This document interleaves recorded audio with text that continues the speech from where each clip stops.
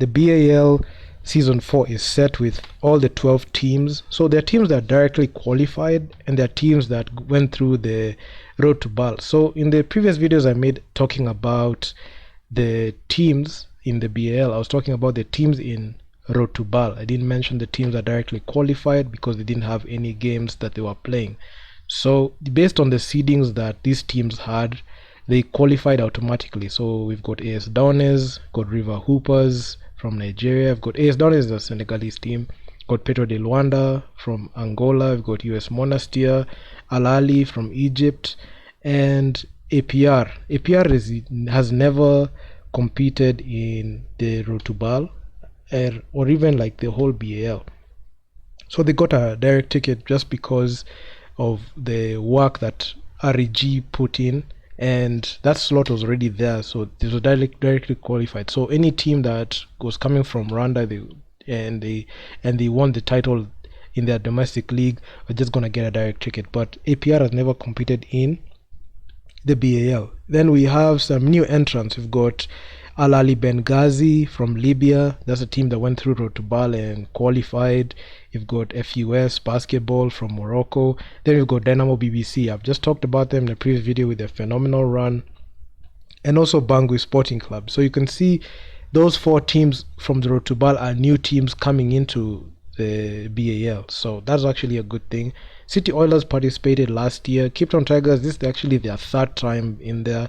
And the teams that have had the longest they've gone back to back in the BAL are USM and Petro de Luanda, given these team selections. So you can see even in the map of Africa, we can see where the teams are. In East Africa, I'm so happy with that. We have 3 teams coming from East Africa. We've got the City Oilers coming from Uganda, we've got APR from Rwanda, and Dynamo from Burundi. So that's one thing that excited me a lot. And this BL is just going to be awesome because the BL just made some changes in the tournament, the way it's going to be set up. Now, instead of having 2 conferences, we had the Nile Conference and the Sahara Conference.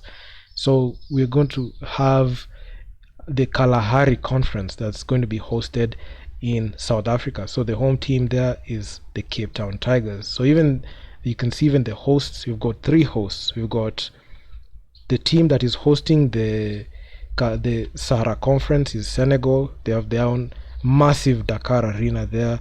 Then we've got Al Ahly from Egypt. That's a team that will be hosting the Nile Conference. Then we've got the Kalahari Conference. The guys that have been there, done that in the BAL, Cape Town Tigers. They've been there in the BL. They've been there 2 times. They made two appearances. They've not made some significant noise in there, but they've had a lot of experience under their belt, and they'll be hosting the Kalahari Conference. So that addition is just going to change up things, and you can see how the teams are just spread out in there. You've got it's just entertaining. You're seeing like this somewhat of some zoning in there. And this is something that is quite exciting because now we're going to have 3 conferences, and I'm pretty sure the format BL are just gonna keep it the same, depending on what decisions that they come up with at the time. I'll just be on the lookout to see what they're going to do. But as far as I'm concerned, these are the 12 teams that are going to be there. The teams that had a hard fought they just had a hard-fought run in the Road to BAL. I made sure to cover them extensively. FUS, City Oilers, Bangui Sporting Club, Al Ahly Benghazi, Cape Town Tigers, and Dynamo. Dynamo just had a Cinderella story. They started off like from the first round before the Elite 16. They played 3 games. They went through the Elite 16, and from the Elite 16, they were able to grab that place.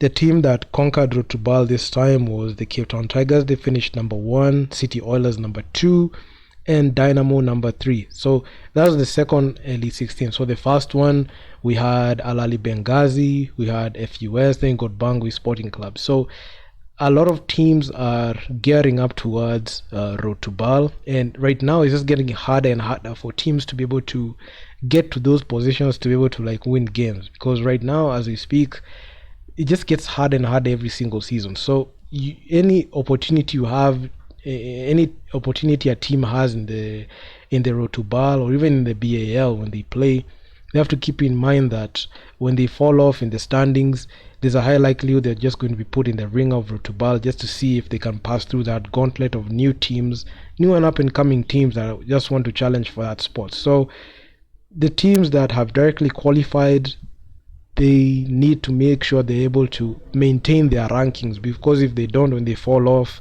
they're just going to find themselves going through the Rotubal once again. You can see a team like FAP were not able to go through Rotubal. They got knocked out quickly. A team like FB Beira, they I mean they lost in there. So you could see it's actually getting harder and harder for teams, and this actually improves the quality. And also, not only even in the Rotubal, also in their domestic leagues, you can see teams are fighting to get to that position where they can be able to go through Rotubal, win their domestic league, go to Rotubal, and also be able to challenge for a spot in the BAL. And somewhat, I feel like the BAL is like somewhat of a Champions League. I know I've been following football for a minute now. I've not been following it that much, but I really like watching the Champions League. And looking at the way the BAL it looks like the Champions League, because you're having teams competing domestically, they dominate domestically, then you're putting them in a tournament to see who is the best. The team that won the previous BAL was Al Ahly Egypt, and they went on to compete in the FIBA Intercontinental Cup, which they showed out and they balled out pretty well. And looking at even like the format, you see any team that you're gonna match up in the BAL, you're seeing that they're champions, they're bona fide champions, they are in their own right champions, and they're not pushover teams. They're not teams that look weak in there. They're teams that can pose any significant threat.